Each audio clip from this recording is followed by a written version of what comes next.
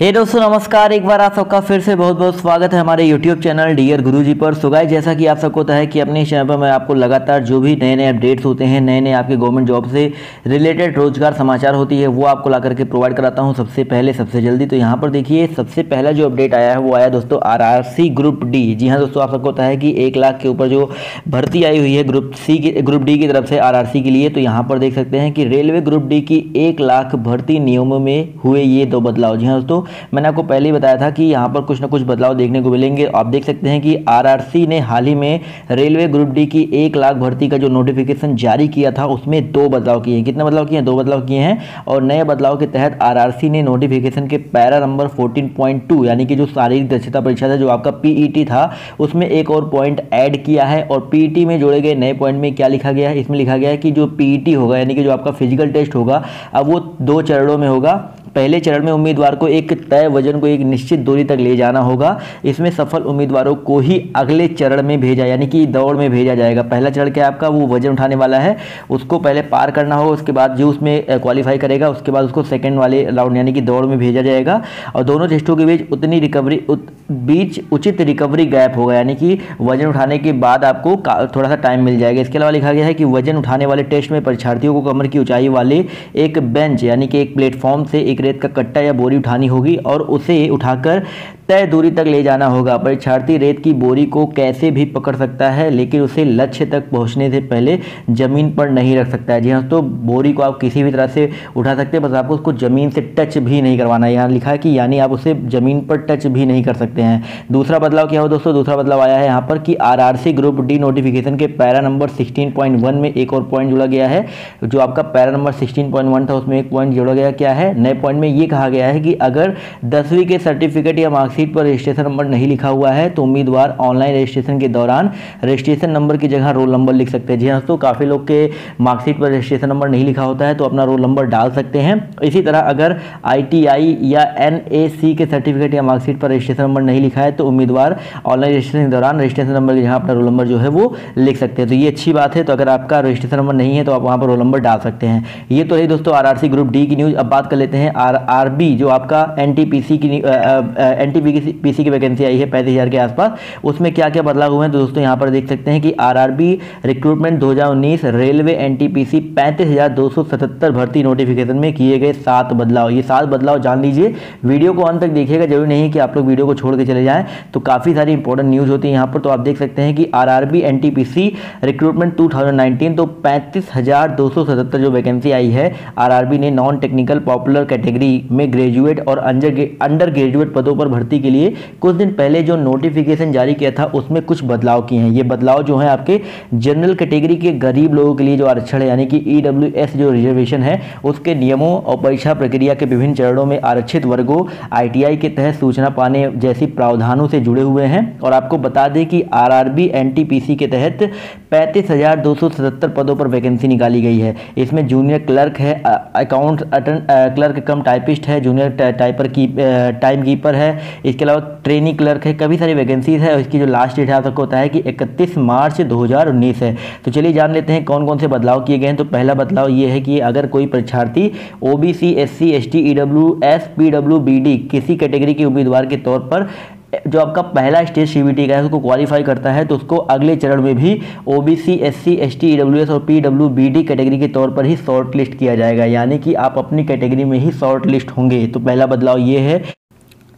बदलाव नंबर 2 देखिए आप दोस्तों यहाँ पर कि ऐसे उम्मीदवार जो EWS रिजर्वेशन यानी कि जनरल कैटेगरी के गरीब लोगों के लिए 10% जो आरक्षण है उसके तहत अगर आप आवेदन कर रहे हैं तो उन्हें सक्षम अथॉरिटी द्वारा सक्षम अथॉरिटी द्वारा जारी किया गया आय और संपत्ति प्रमाण पत्र यानी कि income and asset certificate document verification की तिथि पर दिखाना होगा। और ये आय और संपत्ति प्रमाण पत्र वित्तीय वर्ष 2017-18 का होना चाहिए, क्योंकि रजिस्ट्रेशन की जो अंतिम डेट है वो आपकी 31 मार्च 2019 है। और इसके पहले का जो नोटिफिकेशन था उसके अकॉर्डिंग क्या था भाई, ऑनलाइन एप्लीकेशन की जो अंतिम तिथि तक ही जो आपका सर्टिफिकेट है वो आवेदक के पास होना जरूरी था, क्योंकि इसके डिटेल्स ऑनलाइन एप्लीकेशन में मांगी गई थी। इसके अलावा थर्ड पॉइंट आपका दिया गया कि EWS कैटेगरी के लिए आय और संपत्ति प्रमाण पत्र कौन जारी कर सकता है। इसके लिए आप सक्षम अथॉरिटी की जो लिस्ट है वो RRB NTPC के विज्ञापन में देखेंगे तो आपको थर्ड लिस्ट में आपको देखने को मिल जाएगी। इसके अलावा यहाँ पर चौथा बदलाव क्या है कि अगर कोई उम्मीदवार EWS कैटेगरी आरक्षण पाने के नियमों पर खरा नहीं उतरता है तो इस कैटेगरी के तहत उसका जो आवेदन है वो परीक्षा प्रक्रिया में आगे नहीं बढ़ाया जाएगा। हालांकि अगर वह उम्मीदवार जनरल कैटेगरी यानी कि अनारक्षित कैटेगरी का योग्यता को पूरा करता है तो उसे जनरल कैटेगरी का मान लिया जाएगा। समझ गए। अगर कोई EWS कैटेगरी का आरक्षण मतलब ये है कि आप EWS से भरो, अगर कोई दिक्कत हो जाती है EWS वाला आप सर्टिफिकेट नहीं बनवा पाते हैं तो आपको जनरल कैटेगरी का मान करके आपको बिना रिजर्वेशन के आगे बढ़ाया जाएगा। अगर आपका नंबर अच्छा होगा, जनरल कैटेगरी के लिए फाइट करने लायक होगा तो आपका सिलेक्शन जो है वहाँ पर मान लिया जाएगा।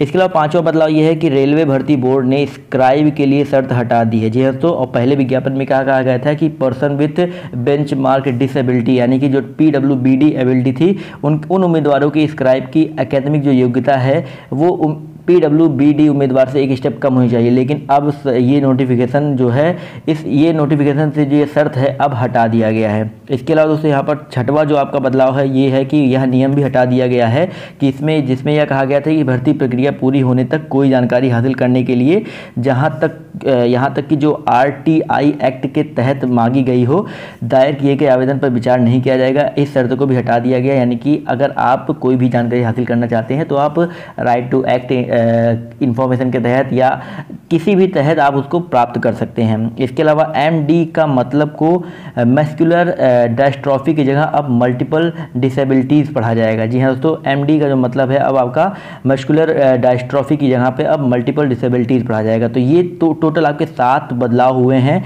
RRB की परीक्षा में, NTPC की परीक्षा में। तो आई होप आपको जो लोग सीरियस कैंडिडेट हैं उनको समझ में आया होगा। जो लोग सीरियस कैंडिडेट हैं, जो लोग फॉर्म भरे हैं, जो लोग तैयारी कर रहे हैं उनको समझ में आएगा और वो ज़रूर इन सारी बातों पर ध्यान देंगे जो मैंने आपको RRC ग्रुप D के लिए बताया और NTPC के लिए बताया। अब देखिए यहाँ पर मैं आपको बताना चाहूँगा कि इसकी अगर आप प्रिपरेशन कर रहे हैं तो चैनल से जुड़े रहिए। अब आपको रोज़ प्रैक्टिस सेट हमारे चैनल पर देखने को मिलेंगे। रोज़ आपको RRB NTPC के लिए, ग्रुप D के लिए, JEE के लिए आपको जो प्रैक्टिस सेट है हमारे चैनल पर देखने को मिलेगी। तो अगर चैनल को अभी तक आप लोगों ने सब्सक्राइब नहीं किया है तो सब्सक्राइब करना मत भूलिएगा। इसके लिए आपको क्या करना होगा, नीचे वीडियो चल रहा होगा, एक सब्सक्राइब कलर का एक बटन आ रहा होगा रेड कलर का, उसको दबा करके सब्सक्राइब कर लीजिए।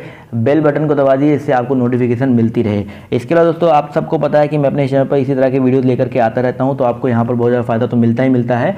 और एक मेरा सेकंड चैनल है डियर गुरुजी नाम से, जहां पर मेरे 1,50,000 के ऊपर सब्सक्राइबर्स हैं, तो आप जाकर के उसको भी फॉलो कर सकते हैं। वहाँ पर डे आपको रात को 9 बजे एक लाइव टेस्ट, दोस्तों रात को 9 बजे एक लाइव टेस्ट कंडक्ट कराया जाता है, जहाँ पर ये समझ लीजिए कि आपके GK GS, Hindi, mathematics, reasoning और करंट अफेयर सभी चीज़ों का समावेश होता है। 10-10 क्वेश्चन हर सेक्शन से होता है और 50-60 क्वेश्चन का एक लाइव टेस्ट आपका करवाया जाता है, जो कि आधे घंटे 40 मिनट में खत्म हो जाता है। और वहाँ पर बिल्कुल सिलेक्टिव क्वेश्चन लाए जाते हैं, जिससे आप लोग एक आराम से खाना पीना खा करके आधे घंटे बैठो टेस्ट दे दो और आपका जो रिवीजन है वो भी हो जाया करेगा। आपकी तैयारी जो है वो तो चल ही रही है। तो आई होप आपको वो जो टेस्ट है जरूर समझ में आएगा, जरूर उसमें मजा आएगा। तो रात को 9 बजे सेकंड चैनल डियर गुरुजी, उस चैनल पर जरूर आकर के देखिएगा, बहुत ज़्यादा फायदा आपको मिलने वाला है देखने को। इसके अलावा दोस्तों अनअकैडमी पर अगर आप डिटेल में सब कुछ पढ़ना चाहते हैं, जैसे कि अगर आप रेलवे की तैयारी कर रहे हैं, SSC की तैयारी कर रहे हैं, तो अनअकैडमी पर मैंने 21 कोर्सेज अभी तक टोटल 21 कोर्सेज बना रखे हैं। तो आप जाकर के वहाँ में फॉलो कर सकते हैं। हमारे सारे कोर्सेज का फ़ायदा बिल्कुल फ्री में उठा सकते हैं। ये जो सारे कोर्सेज हैं बिल्कुल आप सबकी परीक्षाओं को ध्यान में रखते हुए, उनके प्रीवियस ईयर MCQs, उनके प्रीवियस ईयर जो आपके क्वेश्चन हैं, वन लाइनर्स, उनको ध्यान में रखते हुए क्वेश्चन को बनाया गया है। वहाँ पर आपको क्या क्या चीज़ें देखने को मिलेंगी मैं आपको अभी से बता देता हूँ। वहाँ पर आपको करंट अफेयर भी देखने को मिलेगा, GK GS भी देखने को मिलेगा, इसके अलावा रीजनिंग भी देखने को मिलेगा, मैथ की भी प्रैक्टिस सेट अभी डालना मैंने शुरू कर दी है। 4-5 मैंने कोर्सेज LCM SCF और बहुत सारे कोर्सेज मैंने बना रखे हैं, जो कि आपके RRB के लिए, RRC के लिए बहुत ज़्यादा फायदेमंद होने वाला है। इसके अलावा और भी अगर आपको कोई जानकारी चाहिए, कोई भी चीज़ आपको नीड हो, किसी भी तरह के अगर आप चाहते हैं तो आप हमसे सीधे कमेंट करके पूछ सकते हैं, या अगर हमसे जुड़ना चाहते हैं हमारे फेसबुक ID पर, तो फेसबुक ID पर डियर गुरुजी नाम से आप सर्च करेंगे तो आपको फेसबुक ID वहाँ पर आप लाइक करके हमसे सीधे जुड़ सकते हैं। इसके अलावा इंस्टाग्राम पर जुड़ सकते हैं, इंस्टाग्राम पर भी आपको यही सर्च करना है।